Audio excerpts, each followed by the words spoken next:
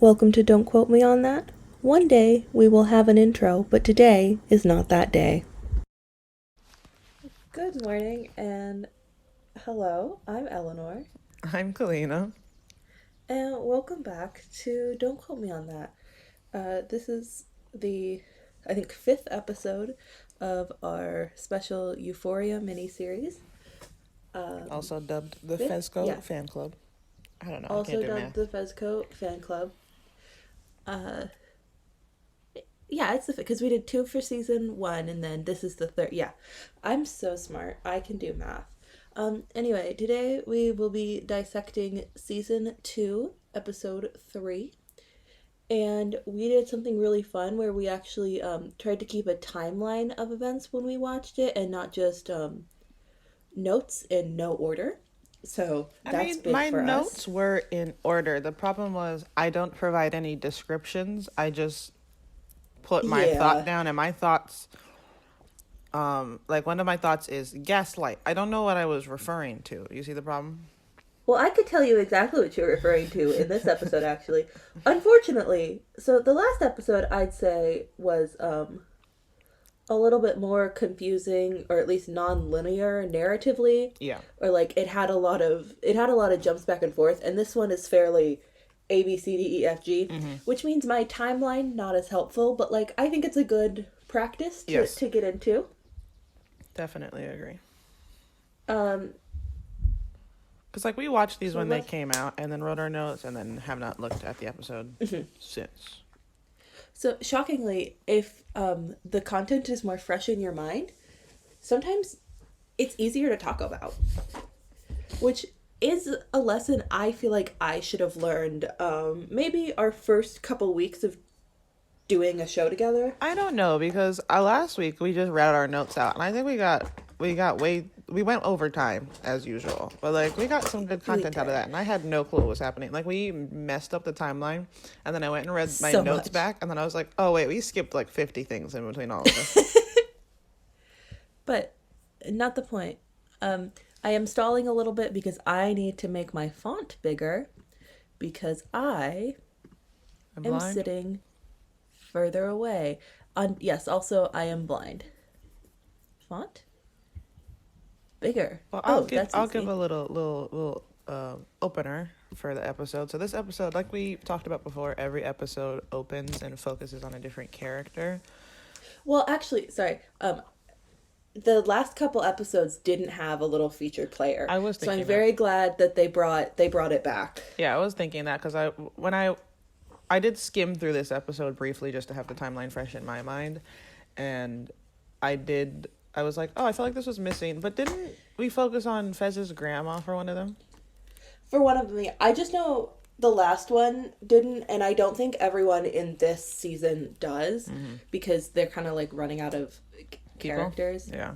Mm-hmm. Yeah, because like we're not focusing so much on the main character. Like I said, the first episode was Fez's grandma, which like we've never actually, I think we've seen her for like a total of 30 seconds probably. But anyway, this episode opens and focuses on Cal, who is Nate's dad. But Mm-hmm. like it opens on young Cal and like him and his best friend Derek, and they like wrestle together, and well they're on the wrestling team together. Let me rephrase that. Well, and they wrestle together. And they do everything together, and Cal has the sickest car in the whole world, and I want one. And The Jeep? I said what I said. Yeah, okay, that's a stupid question. Sorry. It's got no. Yesterday, I was telling someone my dream car is a Jeep Wrangler, and he was like, "With the roof or without a roof?" And I was like, "Why do you have to without?" Obviously, there's only one correct answer. My grandfather used to have one that like like it didn't have like proper doors or a roof. It was like a zippy sort of thing, which like was terrible when it rained, but like also really fun. My thing with Jeeps is like, Kalina loves Jeeps, so this isn't going to I be a do. popular opinion for my No. audience. I just, and like, I agree, I like the look of like the classic Jeep. I keep too much shit in my car to have one. Oh, see, I truly I do. obsessively clean my car every 5 minutes, so there's never anything Wow, in who there. is shocked by that? Look, no The one's one thing raising I their keep in hand. my car all the time is a towel and a swimsuit, and The one that's thing I keep in my car at any given time is an entire change of clothes, um, usually at least $20 cash, a fast food gift card or two, empty, mind you. I always have at least two lipsticks. I will have I I Like haven't on had an purpose, or actual that's stuff you've just left in there on accident? Or do you like make sure that's in your car every time? Oh, no, they just kind of accumulate. Oh, I also over the summer my grandma and I shared a car cuz she's too old to drive anywhere but doesn't want to give it up. And I'm if you're watching this, which I know you are, I'm sorry. But I've told you to your face that you should not be able to drive. Anyway, I always kept a belt in the back because at work sometimes my pants would just start falling off, and it never occurred to me to like wear the belt before. You remember how Kalina knows this? You guys might not know this. We're on a time crunch recording this episode. Not me. I'm not the one Oh on the no, time crunch. Just for reference, the one going off topic is. But go on. Anyway, I use my car as a purse because I refuse to carry a purse. Yeah, I don't carry a purse. And so I just got like pockets full of stuff. I'm a pocket lady, which is very difficult to do when you don't have pockets. I went up to this dressy event the other night, and like obviously my dress did not have pockets, and even if it did not have pockets big enough for the stuff I was trying to hold in there. So I was just holding everything in my hand. Oh my goodness, I saw this video. I'm so sorry. I saw this video the other day, and it was this girl who collects vintage things, and she was talking about this purse from the 2000s, which, first of all, I don't think things from this century should be able to be called vintage, but that's a different conversation. She was like, have you ever wondered what that little tiny pocket is in your 2000s purse? It's for a cell phone. Are you stupid? Yes. Anyway, back to the episode. My first note is too many penises. Oh, I started taking notes immediately. My first note is love young Cal's car. Shocking to everybody. And then I also wrote that men should be able to have platonic relationships like this. Not unfortunately, but that's not what that evolved into. But also they were kind of cute, so I don't mind. But like I do think, in general, not in this show specifically, I have no qualms or no problem with the show doing this and like leading them into being in a sort of relationship. Gay representation important. Platonic close male friend portrayal also important. Yeah. So like in this context, it's neither here nor there, but I just think in general, more friendships should be presented like this. Mm-hmm. And also so basically, I didn't take too many notes on like the middle parts. There was a lot of what's the word? Copulation and nudity. Oh, there's also a scene where basically Rue's giving the voiceover like always, and she talks about how the two friends, what's his name?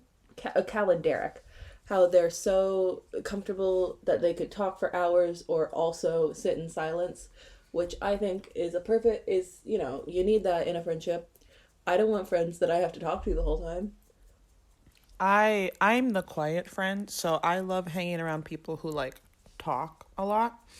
Because that's not true. Every single time I talk to Kalina, she says, "Shut up." But that's a me thing, not a Kalina thing, unfortunately. Well, see, it's different because it's just the two of us. So, like, I'm forced to be the only person responding to you. Whereas, like, if you're in a group of people, you need, like, a couple people. So they'll talk to each other. And I just got to sit there and, like, sometimes I'll interject. Sometimes they'll ask me a question. That's my dream scenario. Most of the time I get left alone. But, basically, Cal and Derek, best of friends, they're on the wrestling team together. They do everything together. Then Cal starts dating Marcia, who is Nate Jacobs' mom, who I think the actress who plays young Marcia kind of looks like Lexi. Mm-hmm. That was just a random side note that I did notice every that time as well. I see her, I think that. But they start dating, and then Derek starts dating some other girl, and then, like I said, lots of fun stuff happens in between, and then they graduate, and they're going off to different colleges. Cal and sorry, real quick. Before that, there's a scene where Cal and Derek are in the Jeep, being horny, I guess.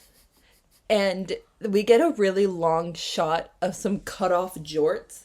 And if I know it was a different time. If I'm ever lusting after somebody and they wear not just regular jorts, cut off jorts, shoot me. I feel like I that's just probably needed to say happened that. before, to be fair. But anyway. Not the point.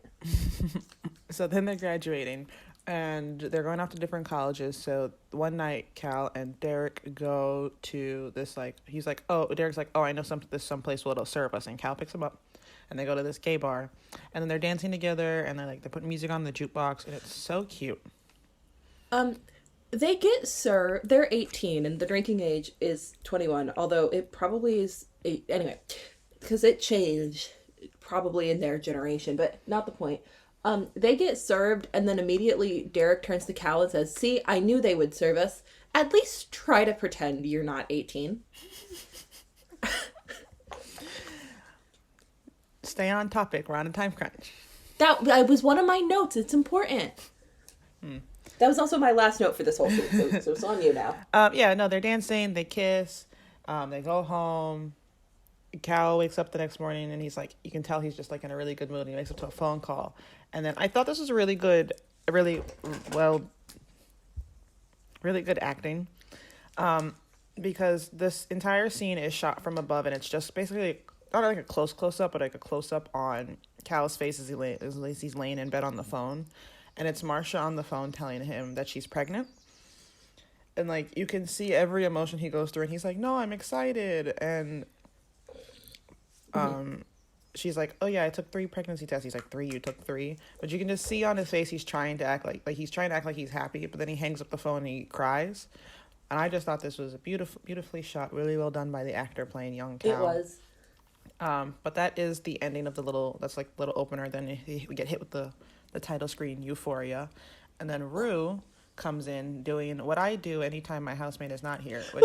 I'm so sorry. My first note is, this is what Kalina does when she's alone. That's my first note. I said, Rue, so Call Me Irresponsible by Frank Sinatra's playing, and Rue's just like doing a dramatic interpretation of the song in her room. And I have a housemate, but I've basically lived alone for the last few weeks because she's just not around. So that's just been the gist of what happens in between my 2 practice sessions in the day. As I sit here and I give artistic renditions to no one. There is no camera crew following me. Sometimes I'll send them to Elanor, but I don't think she's as entertained. No. If it helps, I'm not that much entertained by Rue doing it either. I thought it was hilarious. I also said that I like that Zendaya isn't trying to do everything, because the girl can sing, but she doesn't. Yeah. Which, unfortunately, cannot be said about all the characters. But, like, just in general, I do like that she kind of picked what she's best at and is going for it. Dove Cameron. In Dove Cameron's defense, all of her fans are like, oh my god, please. Which, like, and she's not bad, but, like, stick to she's your definitely guns. better at one thing. Exactly. Stick to your strengths. But anyway, Rue yes. is doing this dramatic interpretation of Call Me Responsible. She goes to the kitchen. She's like drinking milk out. I don't know. She's dancing. And... Yeah, she throws a Pop-Tart in the thing. And I have a lot of like thoughts about what is actually happening on screen. Like what they show us on screen versus like what is, quote, actually happening. I was wondering that. So Rue think she's putting on just the performance of her life. She's was able to just throw Pop-Tarts from the wrapper right into the toaster. And then we cut to Gia sitting at the kitchen table, just looking at Rue, just not... This is the best shot, okay? Gia's looking at Rue, and in the background, Rue's got a pillow behind her head, and she's, like, waving it like it's a fan or something, and then she's got a glass of milk in her other hand that she's starting to drink. And then also, this is why I was like, I wonder how much of this is real also, because then the music fades out, so it's not, I don't think Rue was listening to Call Me Irresponsible. I think Rue was just performing Call Me Irresponsible, and it was playing in her head. And Gia looks at her and she goes, are you high? And Rue spits the milk back into the cup and goes, well, I mean, and then we cut to Rue teaches us how to evade suspicion when you relapse and bullies her sister. That's my official time code title. It's kind of like when she was doing the one on like dick How to pics take and good stuff. nudes. Yeah, that's it. And so like they're in a classroom. Elliot's in charge of the projector and she calls him Ellie, which I think is hilarious. but he's like flicking the little projector. And this was my gaslight note then. So I wrote, step one is to find a cover drug, which is what Rue did. Rue told her sister she was going to smoke weed. So if anyone was Which like, sends poor little Gia into a spiral, and at no point does Rue go, maybe that's a bad idea. Like, I know why she doesn't think that's a bad idea, but like, it's a bad idea. Also, Rue opens this whole like aside by saying, I know I'm a TV character and you guys are like supposed to root for me or look at me for something. I don't think that's true. I think if you are a parent or if you are a teen and you are looking at Rue and saying, I want to do that, stop watching Euphoria. gain some critical thinking skills first. But step one is to find a cover drug. So she said it's going to be weed. Step two is to gaslight. That was my second step, because basically now every time she's high off something else, if Gia's like, "Oh my God, are you high while you're performing Call Me Responsible in her kitchen?" She's gonna be like, And she's like, yeah, but not the opiates. Even though it's definitely the opiates. I also wrote, oh yeah, so Gia, it does not take kindly to Rue saying, I'm just gonna smoke some weed. And they get into a little fight, and Gia's like, you don't care about yourself, you don't care about me, you don't care about your mama. And Rue is like, she doesn't say this, but her face is like, that's preposterous. That's, no, you don't. You do not care. And then I said, Rue, calm the bad word down and go to therapy. You're a minor. You can find it for free. Yeah, and then she I don't think she does what she says next, because she's in her room and Gia talks to her.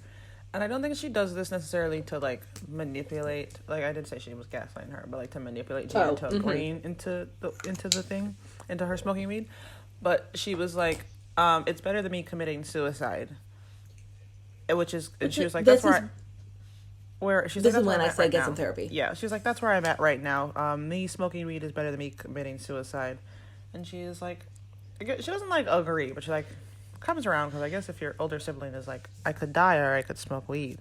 Oh yeah, Rue doesn't give her a lot of great options, but also, I think that would be a good point if it were true. If Rue was genuinely smoking weed helps me not want to kill myself, that's a good point, I would say. It's not a great point when you're lying. You're lying. I also wrote, because Gia and Rue get into a little tussle, I wrote, World Star. And then we get after that we get a little compilation of sorts of Rue telling different people that she's like, I'm just smoking a little weed. So we cut back to the scene with Gia, and Gia's like, are you high? And she goes, maybe, and then they move on. And then they're walking, and then next shot is Rue and Lexi walking down the school hallway, and Rue goes, I just smoked a little bit of weed, and then she immediately proceeds to walk into a door. Which whacks her whole body into a door. It's so hilarious. Funny. And her outfit's so good. Then we get a shot of her and Jules, and they're I don't know, sitting on a bridge or something. And she's like, also, sorry, right after Rue gets hit in the face by the door, she just sits down in the middle of the hallway and is like, I'm just gonna sit here for a second. Why are all these girls sitting on the floor? I don't think the school has a great budget. Do they not have chairs anywhere? Oh, I saw, I don't know if anyone remembers this guy from Vine, okay? And I think his name on Vine was Meet on Mars or something. His name is Demetrius Harmon. He's hilarious. But I was scrolling through his Twitter the other day, and it was he had a tweet that was the only explanation for this school's budget, because I'm sure we haven't talked about this episode yet, but I'm sure everyone knows there's a play at the end that Lexi puts on. And he was the only explanation for this school's budget and this play getting money is that the teachers and staff are all kicked out and the students took it over, because that is the only way that anyone got to spend money on these things. I think a lot of the play goes back to my idea of there's a big difference between what we're shown and what actually happens in canon. But True. Yeah, I agree. The jokes about the play are very, very funny. They're hilarious. Oh, I also Rue and Jules and Elliot are hanging out in the hallway, and they're like, when was the last time you played Truth or Dare? And I said, Kalina's not gonna like this. I said, thruple, rule Jules Elliott. If it were a different show, it would happen. I If it think were a in this better show show, it it would almost happen. happened, to be Oh, fair. absolutely. Um, I wrote down Elliot and Fez would probably get along. Mm-hmm. But yeah, they're like sitting in I don't even know where they are. Someone's room, I guess. They're in an empty classroom, it looks like. But, like, also, they're probably just in somebody's room. Yes, it's definitely someone's room. There's like writing on the. I think it's a room. But anyway, they're sitting in a room. I Jules mean, is it's like. definitely a room. Jules is like shining this lamp on Elliot's face and asking him about like who he's into, guys or girls. And I did like he said something like not in such like. I don't remember what the question was, but he said not in such rigid terms, about his sexuality. Okay, yeah, so basically, Jules is like, do you want to do Rue? And he's like, no. And then she's like, do you want to do girls? And he's like, yeah, I'm into girls. And she's like, are you into guys? And he's like, yeah, I'm into guys. And she's like, oh, so you're bisexual. And he's like, I mean, I don't want to put that I don't want to put those rigid terms on it. And then she's like, how many girls have you slept with? And Elliot says, he's like 3 or 4. And then they're like, what does that mean? And he's like, well, one of them definitely wouldn't count it because it lasted for 3 minutes. No, she definitely wouldn't count it. So, and then whatever the lower number was. And then he's like, and Jules, this is one of my favorite scenes in the whole show.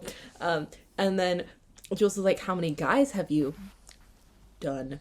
And Elliot says 43, and then they're like, what? And then he's like, I'm messing with you. And then he looks at Jules and says, how many guys have you been with? And then Rue pipes up from the back and says she doesn't want to answer that question because she's kind of a whore. And then Jules gets upset, but not about what you think. She's upset because Rue used the word whore instead of the word slut, which is fair.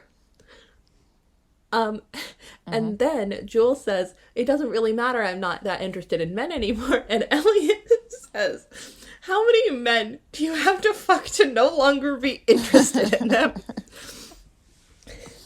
And then, so Elliot's is like, kind of hilarious.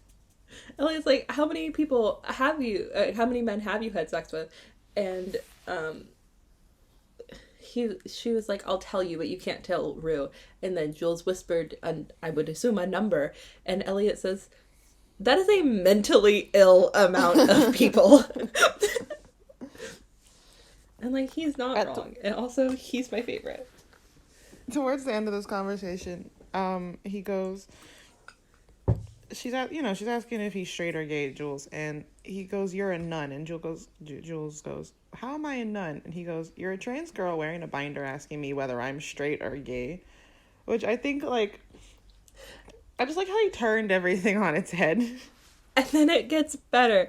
Jules goes, well, I'm trying to navigate a very straight binary world. And then he says, you sound like you're navigating a Twitter thread. It's the funniest thing I've heard in a very long time. He's not wrong.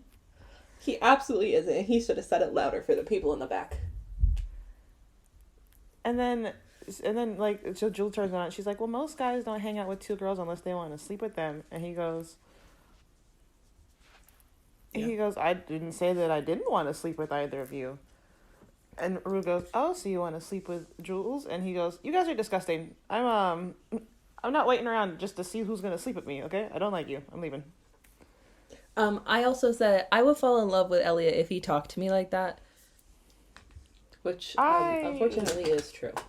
Kalina didn't I think I would fall in love with it. Elliot if he kept his mouth shut, to be honest with you. But I also think I'd fall in love with most people if they kept their mouths shut. I just think more men should be hot. I think more hot men should be mean, but not like, mean in a Nate and Cal way, mean in like an Elliot way. I think more people I'm also should just not the person to take advice of any sort from because, well, we met you? Because we've met me, and unfortunately we have heard me. And then we get a cute little rule as well, one of them riding their bikes together. Yeah, Jules is And I racing and only, Rue's in the back going, "This is why I don't play sports." yeah, the only note I have for this whole thing is women. Women. Not to repeat myself, but Jules looks so good in this season. She looks So good in this season. so good. And then Rue does some drugs because, if you all remember Obviously. from earlier, she relapsed and she's insane. Oh, and then we get Lexi. Lexi asks permission for her play and has a reality TV moment. And she's like, I'm so cool and quirky. For the longest time, I've pretended that I don't actually exist. And it's, I'm in a movie. Um, that's, that's disassociation.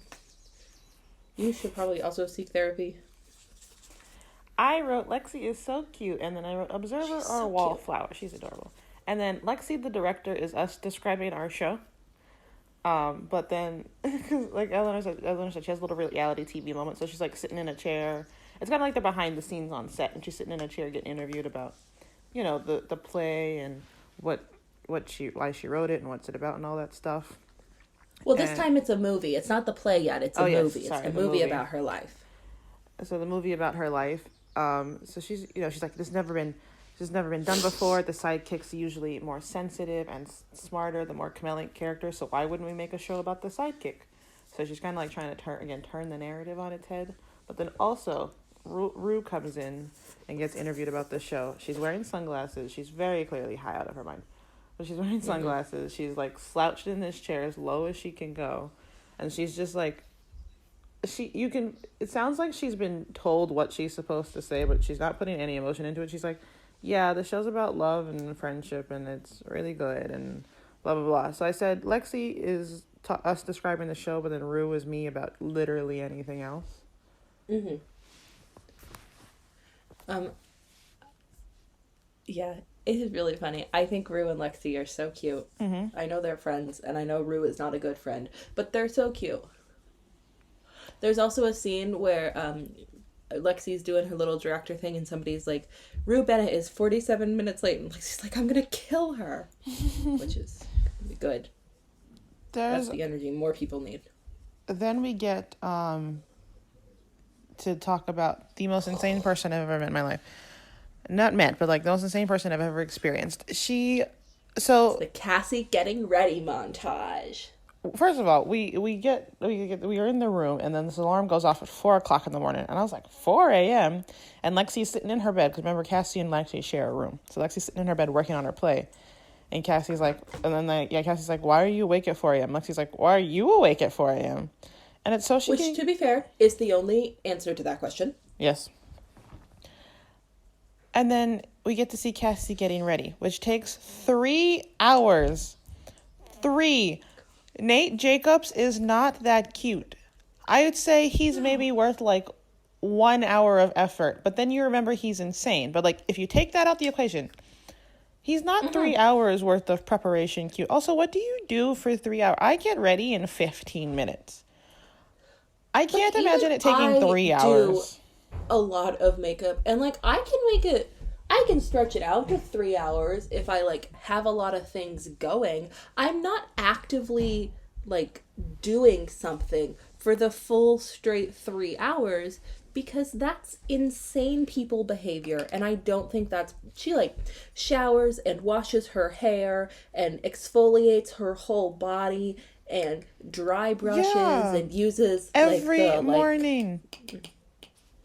No, she's absolutely insane. I have some good notes. I said, Cassie, you are messed in the head. Therapy.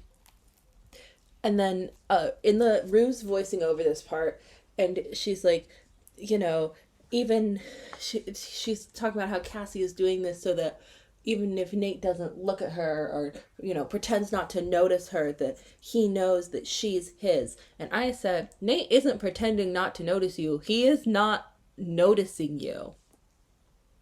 And then... you know who does not care and does not notice? Nate Jacobs. And then, right, so she's very... Also, in all of this, like when you see the final product, she's very clearly starting to look more like Maddie. And one thing I was wondering is, like, they never addressed this, And I'm sure it's not 100% intentional, but I was wondering if it was intentional on her part to dress like Maddie, or if she's just like, I'm going to dress like what Nate likes, and what Nate likes is Maddie at the end of the day. But like, I'm always wondering if Cassie is aware of that, because if she is, I think that makes it worse that she's like, I'm going to be the one for him, even though he's very clearly still hung up on his ex-girlfriend. Mm-hmm. Not in the way you traditionally are. No, in a very special Nate way, because, yeah, boy's insane.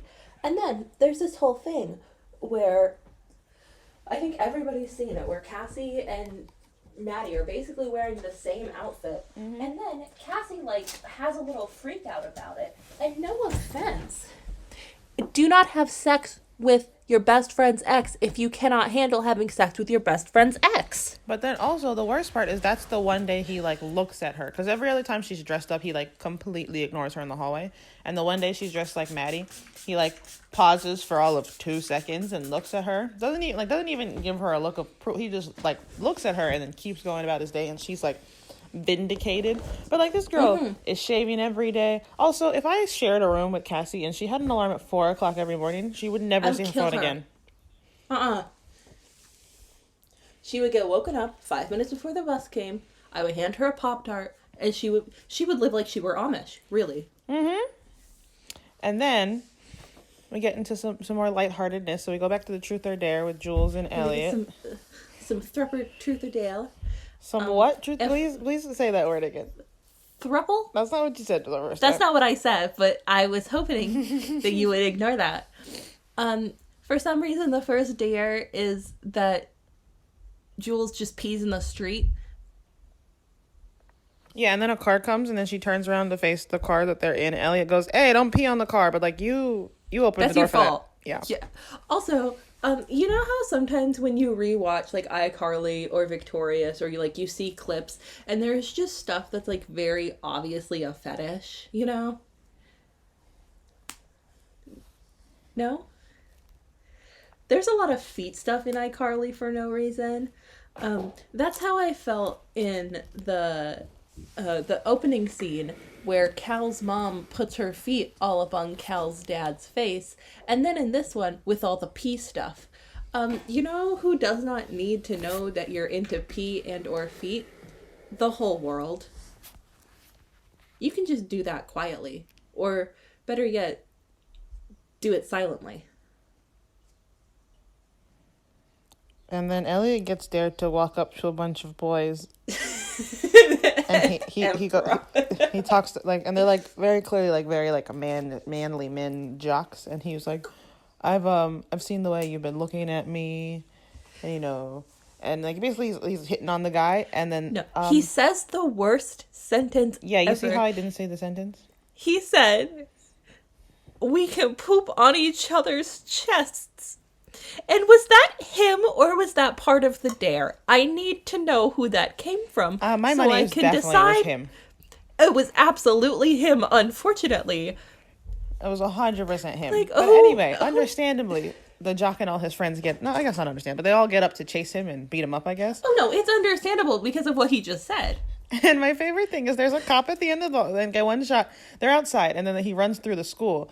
And there's a cop at the end of the hallway in one of the shots who just watched them run by and did nothing about it. Oh yeah, school resource officers aren't actually helpful. He was like, that's not my circus, not my monkeys.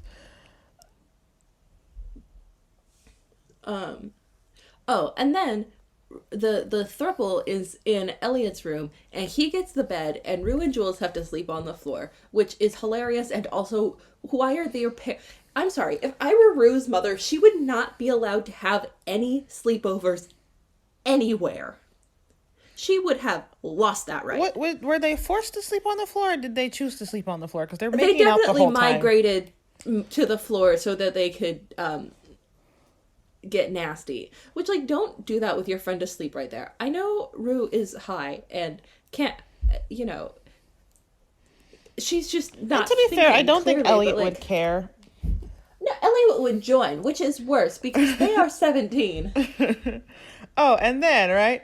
Listen, do not indulge drug addicts' ideas. So we see Rue snorting something, right? And then as she's snorting it, she's doing the voiceover, and it goes, What if I am a genius?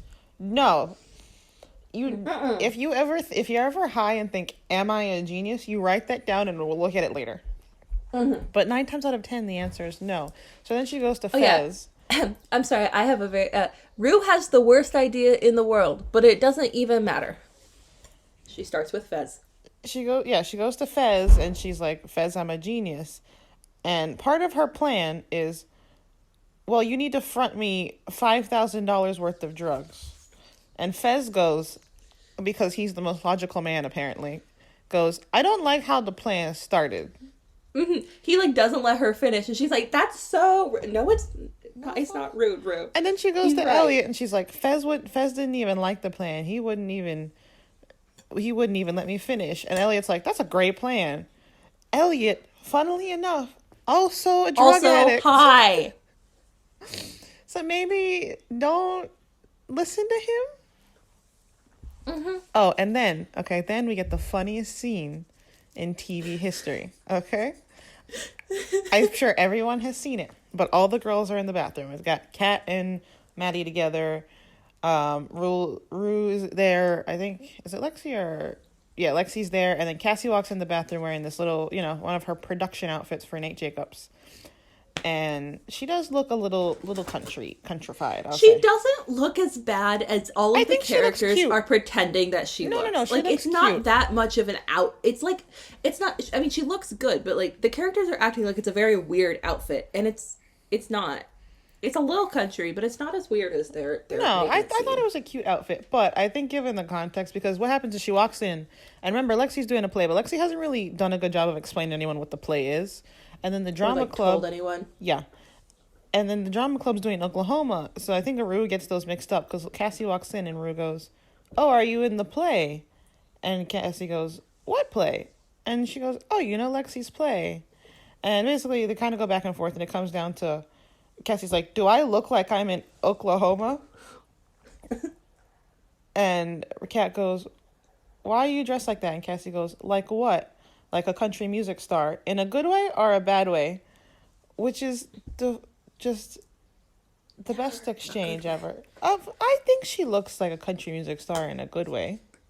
You know what she looks like? She looks like if you had, those all American girl dolls. I think if you had like a country one, that's what she looks like. Yeah, she looks cute, but like, oh, and then Rue's talking, and all of the girls are like, "Rue, are you on drugs?" And she says, "Yes." And then we cut to, and then remember, this is Maddie. What I keep forgetting is Maddie and Cassie are still friends, because we don't really see a lot of stuff from Maddie's point of view, so we only get it from Cassie's. And obviously on Cassie's side, there's a lot of distance between the two of them. But we never really see it from Maddie's point of view, because I think on her side, she wouldn't think so. She might be like, "Oh, Cassie's being a little weird."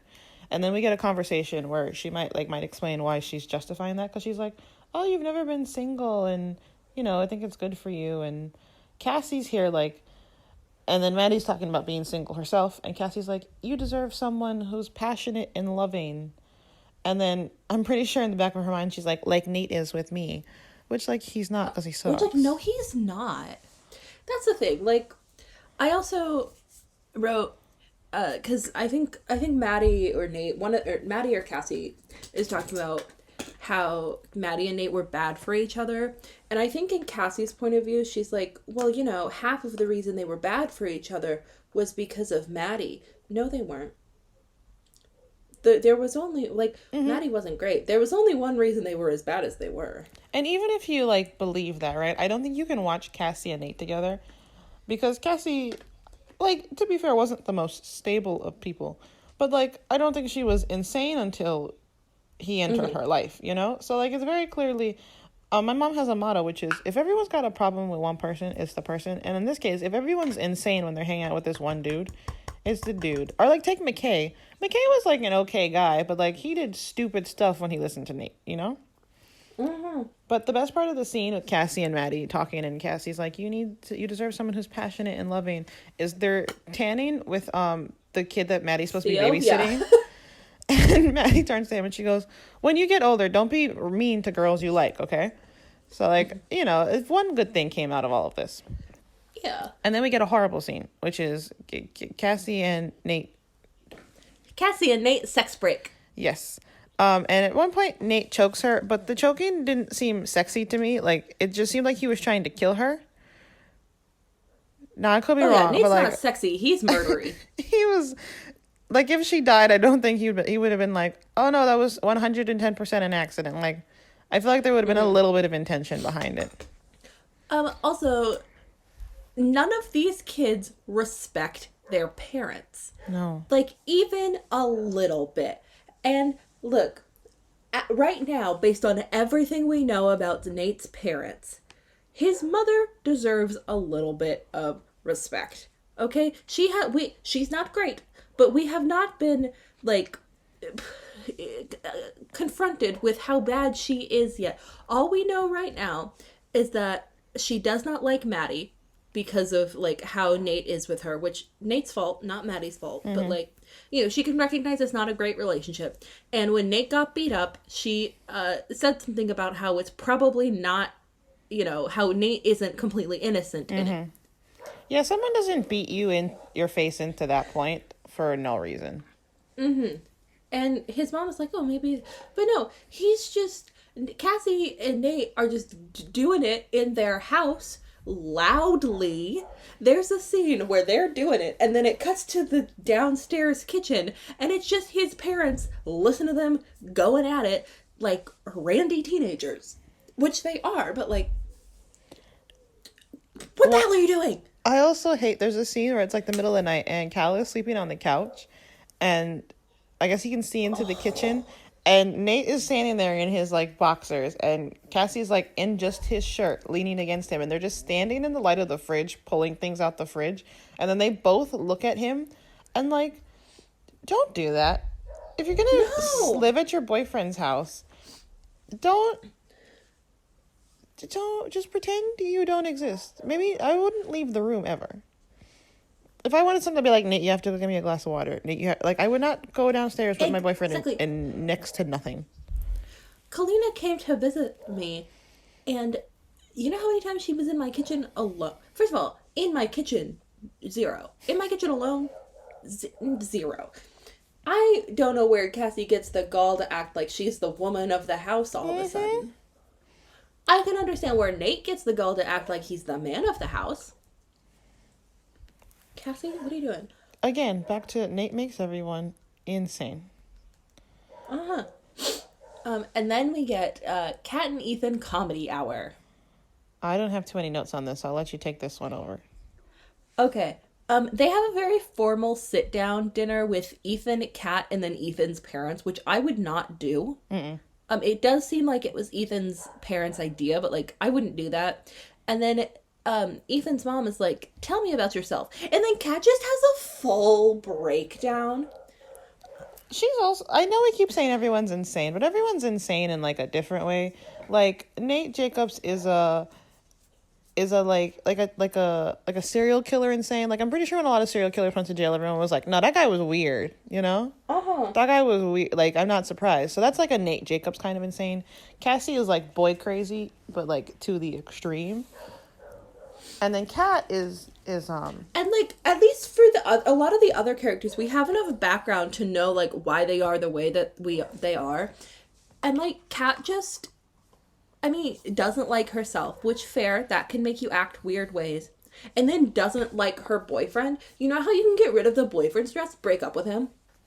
Yeah, one of those problems is very fixable. And, like, to be fair, I do think that not liking yourself makes everything worse. But, like... Absolutely, yeah. Since you can't fix that overnight, maybe address the things you can and then focus on that one thing. Ethan Moms asks her a question, and she just flounders for 30 minutes. And Ethan just sits there quietly. If my girlfriend was just going on this weird monologue about how she doesn't know who she is, and that's such a weird question, and why would you ask it like that? I would cut in and be like, well, actually, she's doing really good, and, we're partners in biology. We dissected a frog. Say anything to stop her. No, but it was kind of funny, objectively. It was hilarious. But, like, if I were in that situation, I would not Well, have my boyfriend. well, Not just he because I might didn't have been like him, but cast in because the like, play already, so he's very busy. You know, he's running lines in his well, head. no, he wasn't because later we see Ethan tell Kat, and Ethan's like, I got the part, and Kat's like, in what? And she's like, and he's like, in the play, and Kat's like, okay, click, Then we get break up back with him. to the OG, the crazy person who started this all, Rue, and she Oh, went with her big brain idea. sorry, not yet. Right after that, we get a montage of Cal being sad, and in the voiceover, Rue says Cal wasn't raised that way, talking about how Cal has really wants to kill himself, and in the voiceover, Rue's like, but Cal wasn't raised that way. Cal wasn't raised. Is anyone raised to kill themselves? Side note. No. I mean, people, I feel like some people were raised with, like, being told that if you did that, that was, you would go straight to hell, and there was a lot more shame about it than normal people. Cal was not raised. I don't think Cal had parents. I know he did because we saw them, but. Oh yeah, his dad came in when him and Derek were hanging out and was like, "Derek, time for you to hit the road." And I was like, "That's so rude to say that to your guest, especially a child."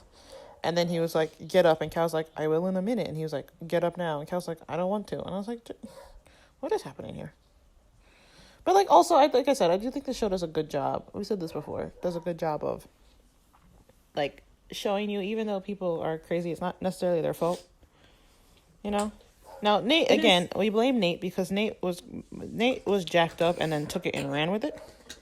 Mm-hmm. He was like, I could make this worse, which like he didn't need to do because it was bad.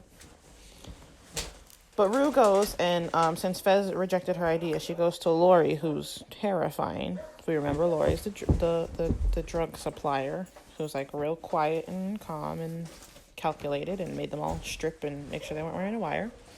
And she's like presenting her pitch, and she's like, Rue's like, I'm in high school and I have a 3.95 GPA. And I wrote No, down, she how doesn't. does she have a 3.95 GPA? Or is this just for the pitch? Is she just so I delusional? said, I said, Rue probably doesn't have a GPA at all. She got like one of those modified diploma plans, you know? Because I remember when I was in high school, they were like, you can go for a 24-point diploma or like a blah, blah, blah point diploma, which some people do if they have a heart. Like, Rue's probably on one of those. Mm-hmm. Which, like, fair. She did take some time. She did have to go to rehab. She's having a tough time. If you're a drug addict, I know I said this earlier, but this is where I wrote it down. You're not allowed to go to another addict to see if your business idea, particularly one about drugs, is good. Mm-mm. But then we get one of the funniest visuals in this show, which goes back to our earlier point of everyone's got to know that Rue is high because she's biking down the road with us. And, like, no one knows the suitcase is full of drugs, but she's got a suitcase because Laurie decided to give her the drugs she was asking for. Rue's biking down the road, pulling a suitcase behind her and just singing a song. Rue asked for $5,000 worth of drugs that she would then, let's use a nice Gen Z term, thrift flip, to bring in more profit. And by thrift flip, I mean MLM it. And then Laurie, because she's good at what she does is not good, but she is good at it, says, I'll give you $50,000 worth of drugs. It was 50,000. It was 50,000. Mm-hmm. It was 50,000, and then they never talk about it again. It was 10,000. Well, they talk about it. It was 50,000. I have the scene here. She says, maybe we should start smaller. 10,000, and Rue says, deal. And Laurie says, that was very mature, Rue. If you pay each girl 1,000, you can flip it for 20, and that's 7,000 profit. It's 10,000, because I know I have a note later where I'm like, Rue walking around like she don't owe somebody $10,000. It's 50,000, because when she's driving, I thought she said 50,000 when they were driving back, and then Ali at the end is like the $64,000 question, because apparently he just can look at a suitcase and know it's full of drugs, which obviously I'm being know the exact street. I'm pretty sure it's 50,000. I'm pretty sure it's 10,000. Either way, it's a big number. It's too much. And Rue's biking down the street with an expensive suitcase and like just nah in her way down the road, and like everyone's got to know she's high. If I were driving down the street and I saw homegirl and I'd never met her before in my life, I'd be like, oh, she's high off of something. Mm-hmm. And then, the worst part, she's on her way to an NA meeting. Oh, yeah. Well, she decided that, like, smoking weed with a drug addict friend before the NA meeting wasn't enough. She needed to up it a little bit more, so that was... And then remember, her drug addict friend thought it was a good idea, so... Honestly, she should have brought him with her. Honestly, if Elliot thought it was such... First of all, Elliot does not need money for drugs. Doesn't he? Isn't he a millionaire because he puts out some guitar sounds on the internet? Why can't he just keep supplying Rue with drugs? He thinks she's pretty. Apparently, that's enough these days. Also, I want to know how much free drugs Fez has given Rue at this point. Because I feel like it's a lot. I'm sure he sits down at night. He has a moral guideline, but like, I'm pretty sure he sits down at night money. and he was like, maybe if I didn't give her that last pack of opioids, we wouldn't be here right now. Maybe this is all on me. Cause she's insane. But speaking of Fez, we get Fez's right hand man, who I rate this note I think every single episode. Ashtray does not play because Cal's sitting outside Fez's place, and an Ashtray pulls up with a shotgun and just points it at his face and tells him to get out the car. And like, Cal is like giving him lip service back, and like, I know he could be literally your grandchild, but don't argue with the child that's got a shotgun pointed at your face. Don't argue with anybody with a shotgun, especially not if it is a 12-year-old, because he does not care. And so Cal gets dragged into their their house, and for some god-awful reason, Cal is like, well, I don't think the chief of police, and then name drops him, would be very happy to hear about this. That boy does not know when to name drop. I thought when you got rich and became affluent in society, like, innately, you kind of knew how to name drop and read a room. The only character in this whole thing who knows how to read a room is Fezco. Which is not great, because I don't think he can read a room either. He is just so chill that it seems like he can. And I think Sam Levinson has zero ability to read a room, and that's why none of the characters do. He doesn't have to read a room because he's the only writer in the writer's room. He doesn't have to do any reading. Oh my God, Cal cannot... Nobody here can read a room, and I don't know what Cal thinks he's doing, but he is not doing it. And then they've got Cal sitting in this chair, right? And it's Cal, Ashtray, Fez, and Faye all in the living room. And they've got Cal in this chair, and Cal's like, well, you beat up my son. And Fez is like, yeah, no, he deserved it. Mm-hmm. And Cal's like, okay, tough guy. And then Ashtray just hits him with the end of the shotgun. And then they start talking, and like, I think what happened is Cal now knows that Nate doesn't have the disc of him and Jules anymore. So he's like trying to get it back, and he thinks Fez has it, and Fez is like, I got no idea what you're talking about. And Fez just straight up does not know Jules' name. Because he keeps calling her Jewel, and then Faye's in the background like, do I know Jewel? No Jewel? And I was like, Faye, shut up. Like, it was funny, but also now's not the time. Have your little crisis later.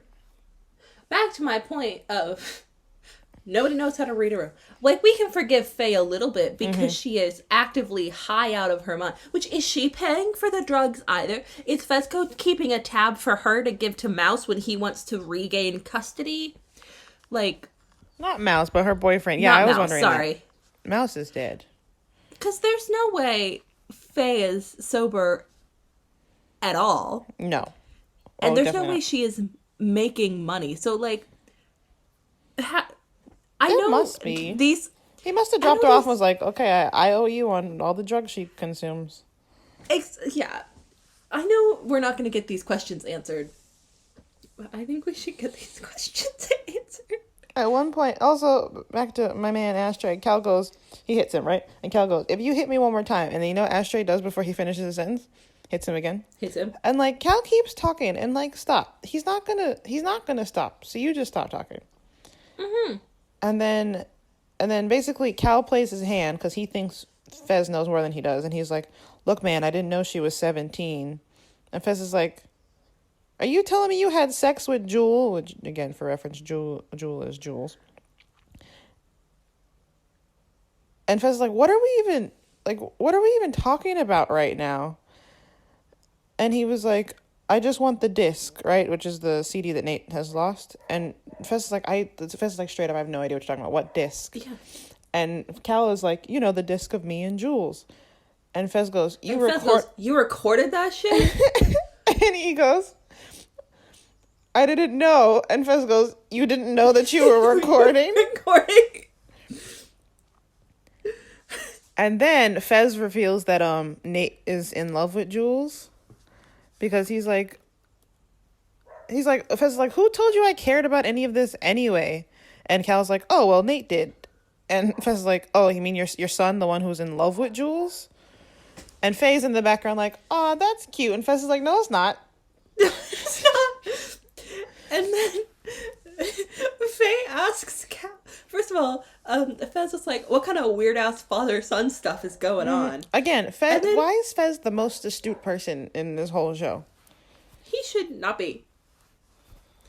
And then Faye asks Cal if he and his son do girls together. And the worst part about that is that's not even an off-the-cuff question. She has very real reasons to be asking that question. Mm-hmm.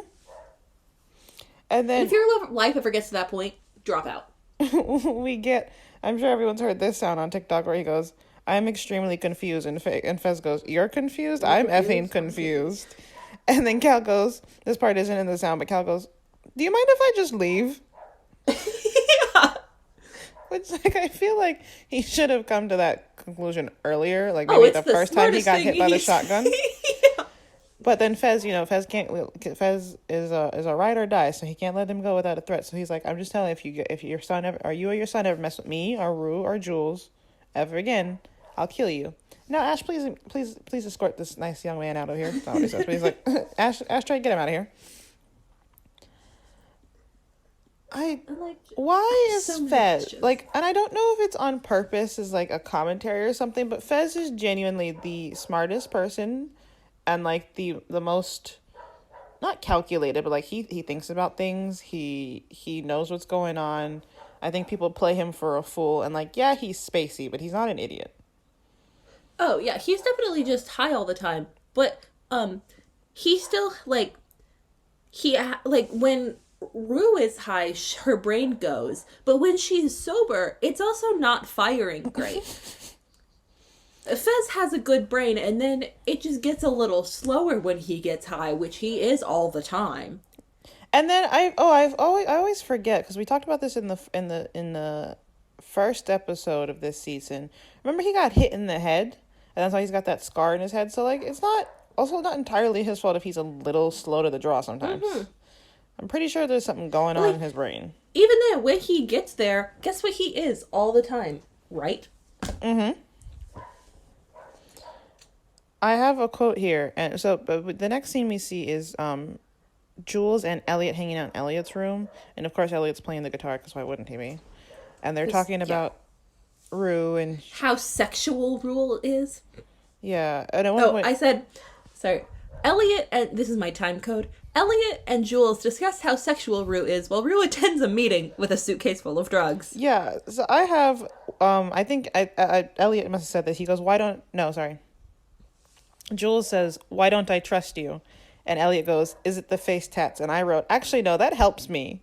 And then I wrote, how is she bringing drugs to NA? Rue got some nerve. She's just the most stressful part. Like, she's hilarious, but it's, like, stressing me out. Yeah.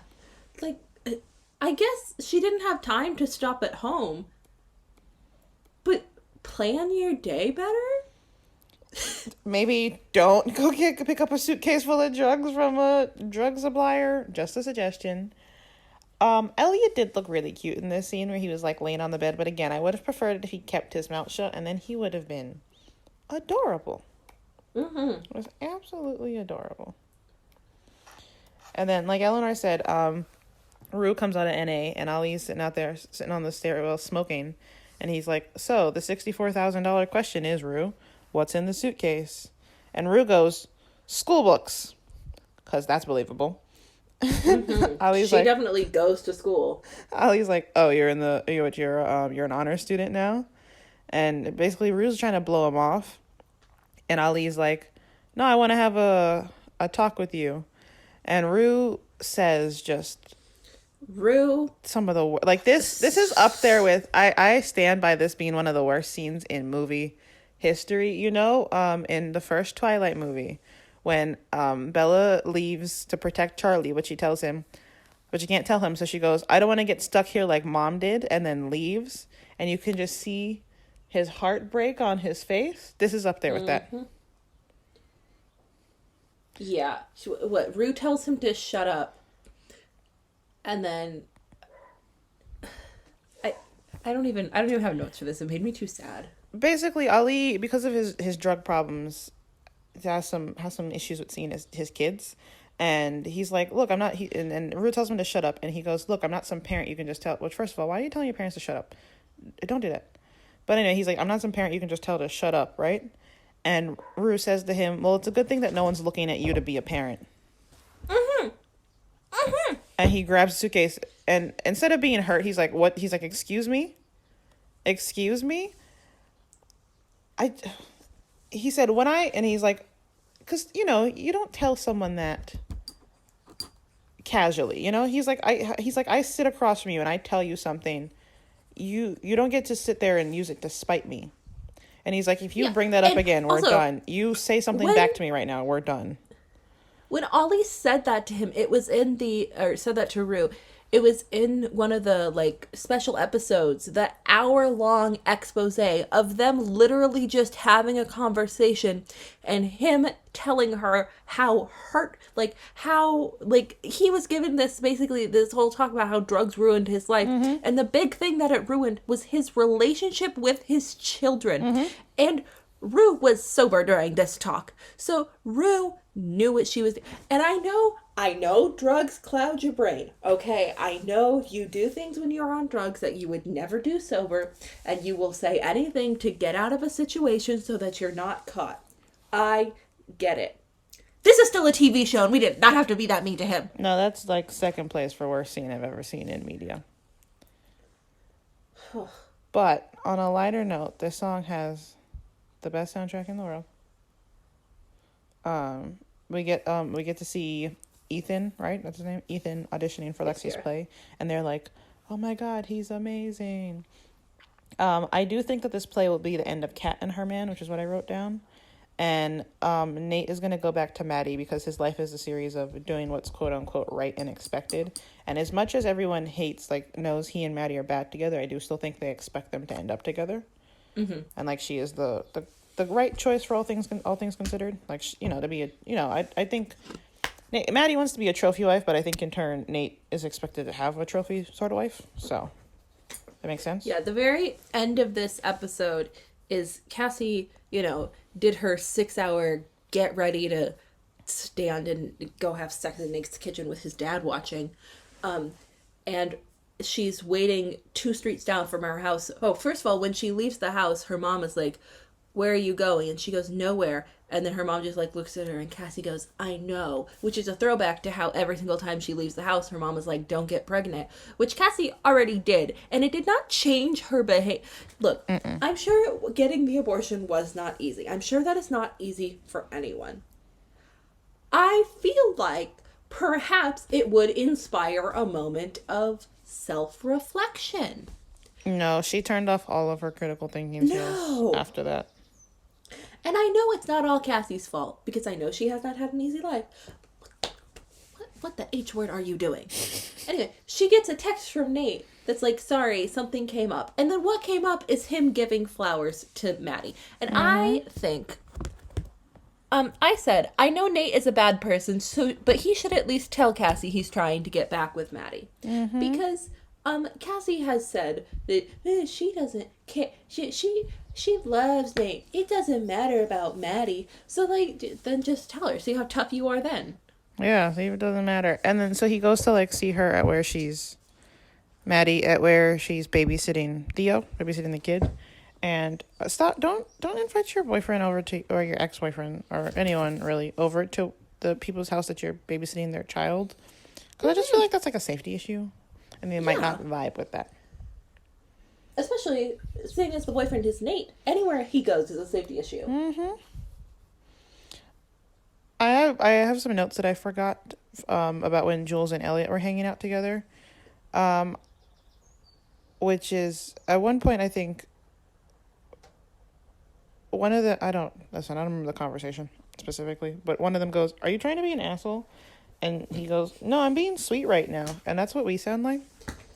Yes, it is. Unfortunately, you are correct there. And I said this is not going to end well because they were talking about like Elliot very clearly is into Rue, and Jules is like trying to weasel it out of him. But like I think I wrote down the two of them are not going to end well because I think because they both love Rue so much that's going to bring them together. Mm-hmm. And then Elliot must have said this to Jules because I said telling someone they have the same haircut as Kurt Cobain is not a compliment or charming. Oh yeah, so Elliot's like, you have great tits and you have the same haircut as Kurt Cobain, and like those are the positives. And like one of those is I was gonna say like nice. one is nice, but like I wouldn't put the two of those on the same level of niceness. Yeah, and also like they're both kind of. First of all, one isn't even a compliment. It's just like kind of a fact, and the other one like isn't like there are nicer ways to put it. You know. This was the first time I think I was like quote unquote disgusted with Rue. Anyway, episode's over. Nate shows up to Maddie's job because her foul hours, and the episode ends. And like honestly, if you told me he was going there to murder her, I'd believe you. I would so believe you. But like, I'm like, why does he have flowers? Also, nobody wants him there. what is his plan? Like, I know she's taken him back every other time, but like every other time he hadn't like tried to kill her. Kalina, here's where you went wrong. I heard it as soon as you said it. Nick doesn't have a plan. His plan is to get his dick wet. I think Nate unfortunately is the most I think he plans everything down to the last detail, but at the same time he's incapable of not being honest. Like this how it comes up later in the season, but like if he goes to apologize to someone, I don't want to bring spoilers, but he goes to apologize to someone, and they were like, "Oh, do you feel bad or something like that?" And he's like, "No," because he's aware that he's awful, but he also any sort of vulnerabilities he might have, he turns and uses them to his advantage to make him even more awful. You know what I mean? Nate is the most carefully thought out person on this show, unfortunately. That's why him and Fez you might be right. beefing makes sense because the two of them have the most brain cells. Yeah. And they're using them. And maybe Ollie. Oh, Ollie definitely, but like Ollie is also a full adult. Yes. I think he's the only full adult that gets any respect, which is from the character. It's not like which is crazy because and Rue just trampled all over it. Rue just and like I get she's high, but like don't say that. Yeah. I think we talked about this like last episode. Clete and I have never been addicted to drugs. Okay? I just feel like at some point there have been a lot of moments where Rue should be having a rock bottom. And at this point, She's digging. Clete and I know when it's going to happen, but it should be happening now. It should have happened. And like even if she was upset with him, because I don't think she was upset with him. She was just high and he was like delaying her. But like even if she was like upset with him about something specific, you don't have to throw salt in the wound. That there was like a million other things she could have said. Yeah. That weren't about his children that his drugs ruined his relationship with. The like most vulnerable thing ever. See, this is why. Where's Rue's mother? And like where is Rue's even mother? If Rue's mom is like letting her run around, which I think is stupid and a terrible idea. Like she doesn't get like a phone call every couple hours, be like, "Where are you?" or a text or something. Like even if she didn't answer, isn't like, yeah. And what happened to Rue having to sign in at all her NA meetings? I think her mother should have kept that. Granted, didn't she threaten the NA guy, but like, if you don't sign this, I'm going to tell everybody you tried to have sex with me? Yes. Which, like, I guess use your resources wisely.